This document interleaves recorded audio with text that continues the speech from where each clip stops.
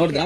So ನಿಮ್ ಮುಂದ್ಗಡೆ ನಾನು ಸ್ಕ್ಯಾನ್ ಮಾಡ್ತಾ ಇದೀನಿ ನೋಡಿ, ಟ್ಯಾಗ್ ಇದೆ, ಗೂಗಲ್ ಓಪನ್ ಮಾಡಿದೆ.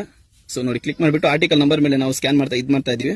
ಸರಿ, ಆರ್ಟಿಕಲ್ ನಂಬರ್ ಮೇಲೆ ನೋಡಿ, ಆರ್ಟಿಕಲ್ ನಂಬರ್ ಮೇಲೆ ಕ್ಲಿಕ್ ಮಾಡಿದ ತಕ್ಷಣ ಐಟಮ್ ಬಂದ್ಬಿಟ್ಟು ಶೋರೂಮ್ ಪ್ರೈಸ್ ಏನಿದೆ ಚೆಕ್ ಮಾಡೋಣ. ಈಗ ಓರಿಯಲ್ಲಿ ಅದರಲ್ಲಿ ಶೋರೂಮ್ ಪೀಸ್ ಏನಿದೆ ಚೆಕ್ ಮಾಡೋಣ.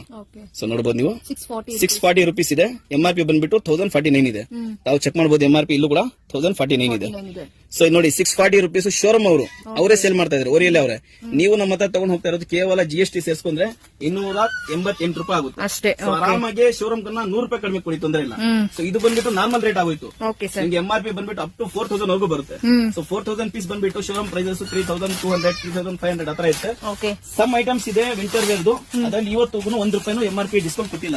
ಸಪೋಸ್ ನಾವು ಚೆಕ್ ಮಾಡೋಣ ನೋಡಿ, ಇದು ವಿಂಟರ್ ವೇರ್ ಐಟಮ್, ಇದು ನೋಡಿ, ಇದು ವಿಂಟರ್ ವೇರ್ ಐಟಮ್. ಇದು ಕೂಡ ಒಂದ್ಕಿಂತ ಚೆಕ್ ಮಾಡ್ಕೊಳ್ಳೋಣ ನಾವು. ಇದು 1999 2000 ರೂಪೀಸ್ MRP ಇದೆ. ಸೊ ಇದರದ್ದು ಚೆಕ್ ಮಾಡ್ಕೊಳ್ಳೋಣ ಒಂದ್ಕಿಂತ.